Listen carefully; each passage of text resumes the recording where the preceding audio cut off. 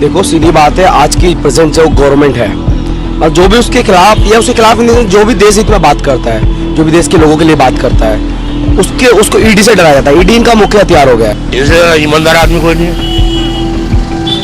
जो व्यक्ति दिल्ली की जनता के लिए सब कुछ दे रहा हो वो करप्ट कैसे हो गया? पॉलिटिकली मोटिवेटेड लगते हैं और जो जेल से भी इलेक्शन लड़ लेंगे जब भी जीतेंगे। The new Indian team is present here in front of Arvind Kejriwal's residence. He was summoned by ED and today he declined to appear before ED, alleging that the summon was politically motivated. ED has issued summons to Arvind Kejriwal, Delhi CM Arvind Kejriwal. Manish Sisodia is in jail, Sanjay Singh is in jail. What do you think, the corruption charges against him are true or not? I don't think they are true. BJP has been floating these charges against different parties from 2014 itself. And this time also it seems like it's their thing and not our thing. इसे ईमानदार आदमी कोई नहीं है। जो व्यक्ति दिल्ली की जनता के लिए सब कुछ दे रहा हो वो करप्ट कैसे हो गया? ये तो बीजेपी की चाल है, सबको फंसाना। देखो सीधी बात है, आज की प्रेजेंट जो गवर्नमेंट है और जो भी उसके खिलाफ या उसके खिलाफ नहीं, जो भी देश हित में बात करता है, जो भी देश के लोगों के लिए बात करता है, उसको ईडी से डराया जाता है। ईडी इनका मुख्य हथियार हो गया है। जो ईडी का ये तो हर जगह भेज रहे हैं। आपने देखा होगा केंद्र सरकार हर जगह ईडी भेज रही है। जो उनके खिलाफ हो जाते हैं उसी के पास ईडी आ रही है। ये गलत है।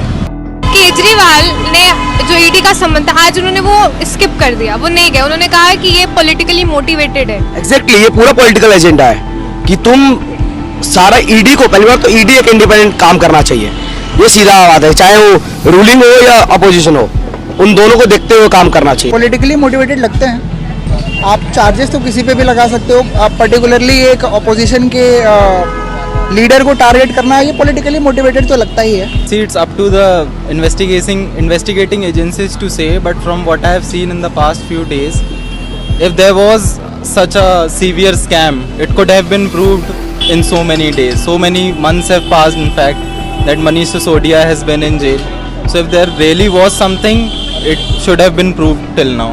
Yeah, surely. There are tactics like because of social media and Twitter trends. BJP has been doing these things since very long and this time also it seems like that only. Madam ऐसा है, BJP का काम है आम आदमी party को खत्म करना, और चाहे कितने भी पक्ष के नेता हो सबको जेल डालेंगे। ये तो जीतने वाले हैं नहीं, इनमें यही काम रह गया कि सबको फंसाओ। Yes, personally speaking, I do think yes, it's a tactic to, if not maybe accuse the person, but maybe waste his time so that he's not as capable as he would have been in competing the election. उनको ना सिर्फ मुद्दों पे रहना चाहिए, मुद्दों से नहीं भटकना चाहिए, और जनता को ये मुद्दों से ही भटका रहे हैं। Of course, I do think that it's an attack by BJP on opposition party, because once a controversy in the air, nobody sees if it's true, if nobody check facts. But नाम तो बदनाम हो गया ना। आने वाले elections में दिल्ली में आम आदमी पार्टी वापस आएगी। बिल्कुल आएगी, कोई रोक नहीं सकता, और जो जेल से भी इलेक्शन लड़ लेंगे जब भी जीतेंगे। हाँ, आ सकती है। कांग्रेस और आम आदमी पार्टी दोनों में 50-50 हो सकता है, जहाँ तक लगता है। लेकिन बीजेपी को कोई वोट नहीं देगा, ये पक्का है। I think फिर से आएगी और डिजर्व करते हैं आना।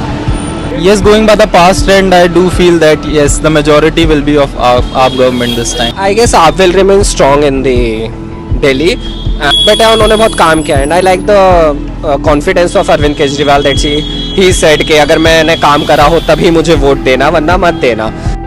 Aditi, as we know, Manish Sisodia and Sanjay Singh, AAP leaders, are already in jail.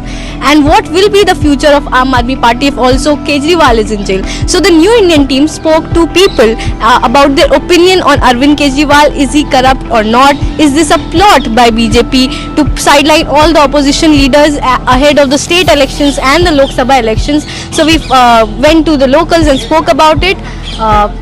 This is Soumya Shukla.